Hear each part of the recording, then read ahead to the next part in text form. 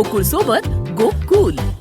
मालवण तालुक्यातील मेढा येथील राजा कर्णगिरी स्वामी महाराज यांच्याशी संबंधित असलेल्या शिवकालीन शिवपिंडीवरती आज पहिल्यांदाच लघुरुद्र विधी संपन्न झाला।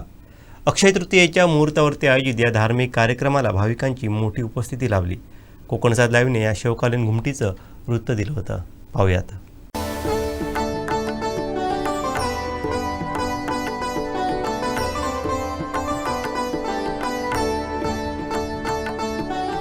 मेढा येथील राजा कर्णगिरी स्वामी महाराज यांच्या शिवकालीन घुमटी आणि शिवपिंडी असल्याचं वृत्त कोकणसाद लाईव्हने प्रसारित केलं होतं।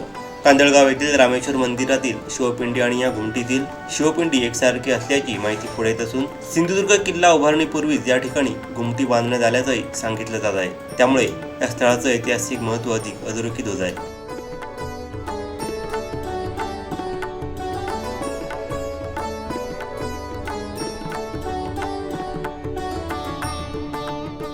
सध्या स्थानिक नागरिक कुलदीपक उर्फ बाळा जनार्दन मुळेकर व त्यांच्या कुटुंबियांकडून येथे नियमित पूजा अर्चा केली जात आहे। ऐतिहासिक व धार्मिक दृष्ट्या महत्त्व असलेल्या या ठिकाणाकडे दीर्घकाळ दुर्लक्ष झालं होतं। आता सोशल मीडियाच्या माध्यमातून या स्थळाच्या जतनासाठी नागरिकांनी आवाज उठवण्यास सुरुवात केली आहे। ही केवळ श्रद्धेची जागा नसून मालवणच्या इतिहासाची साक्ष देणारी वास्तू आहे। या वास्तूत अक्षय तृतीयेच्या मुहूर्तावर पहिला लघुरुद्र संपन्न झाला। कुलदीपक उर्फ बाळा जनार्दन मुळेकर दाम्पत्य पूजेला बसलं होतं। यावेळी कातवड येथील चेतन धुरी यांनी सुश्राव्य भजन सादर केलं। यावेळी भाविकांनी मोठ्या श्रद्धेनं सहभाग नोंदवला।